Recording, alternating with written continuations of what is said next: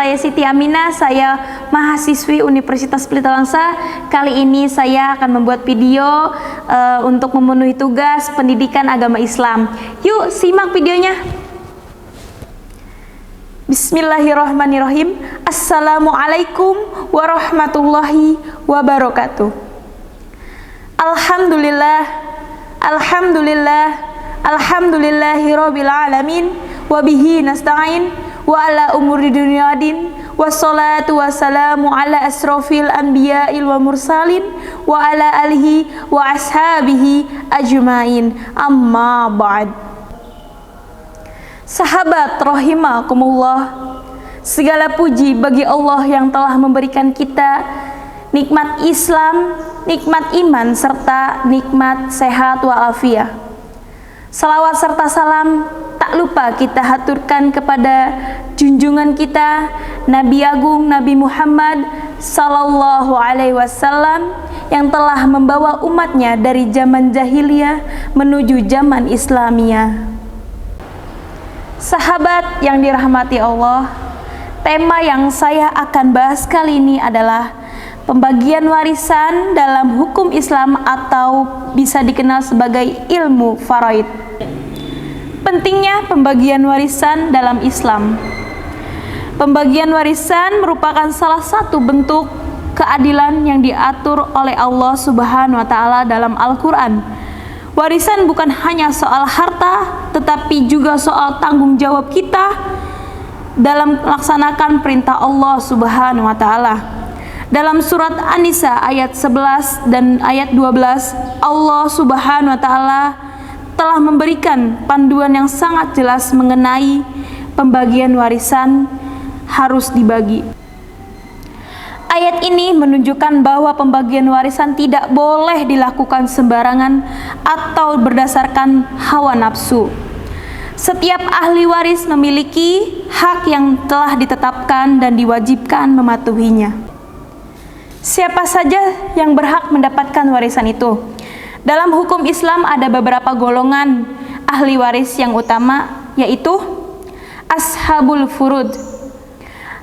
Mereka yang mendapatkan warisan tertentu yang sudah dijelaskan oleh Al-Quran seperti anak, istri, suami, dan orang tua. Yang kedua yaitu as-sobah. Mereka yang mendapatkan sisa warisan setelah hak ashabul terpenuhi seperti saudara laki-laki dan paman. Jika ada ahli waris yang tidak termasuk dalam kedua golongan ini, warisan akan dibagikan sesuai dengan hukum-hukum yang telah berlaku dalam ilmu faraid.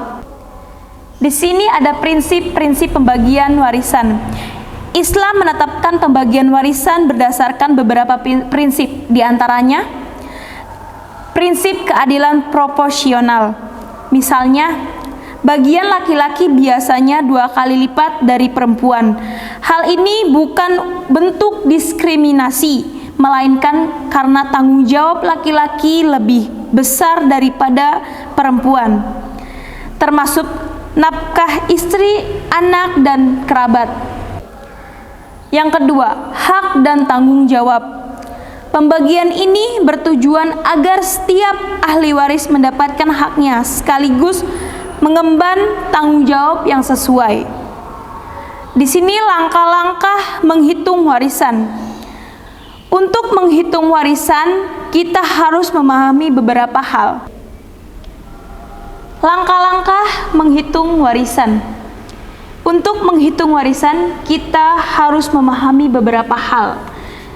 Yang pertama, tentu total harta peninggalan almarhum. Harta ini meliputi semua aset yang ditinggalkan setelah dikurangi hutang, biaya pemakaman, dan wasiat, maksimal sepertiga harta.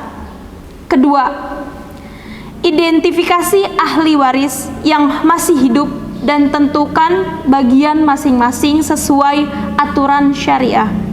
Ketiga, bagi harta sesuai dengan ketentuan Al-Quran dan sunnah Rasulullah Shallallahu Alaihi Wasallam. Ada contoh, jika seorang suami meninggal dunia, meninggalkan istri dan kedua anak, 1 anak laki-laki dan perempuan. maka istri mendapatkan 1/8 dari total harta. Sisanya dibagi di antara anak laki-laki dan perempuan berbanding 2/1. Hikmah dari pembagian warisan dalam Islam. Sahabat yang dirahmati Allah, pembagian warisan dalam Islam mengandung hikmah yang begitu mendalam, yaitu yang pertama, mencegah konflik keluarga akibat perebutan harta. Yang kedua, mewujudkan keadilan sesuai dengan ketentuan Allah Subhanahu wa taala. Yang ketiga, menjaga keharmonisan dan hubungan antara ahli waris. Sahabat rahimakumullah yang berbahagia, marilah kita mengamalkan ajaran Islam dalam pembagian warisan ini. Jangan sampai harta memecah belah keluarga kita. Sebaiknya jadikan pembagian warisan ini sebagai sarana untuk menjaga persatuan dan mendekatkan diri kepada Allah Subhanahu wa taala.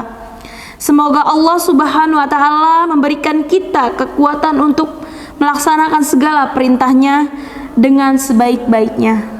Sekian yang dapat saya sampaikan, semoga bisa bermanfaat. Terima kasih yang sudah menonton video ini. Kurang lebihnya saya mohon maaf. Wabillahi taufiq wal hidayah. Wassalamualaikum warahmatullahi wabarakatuh.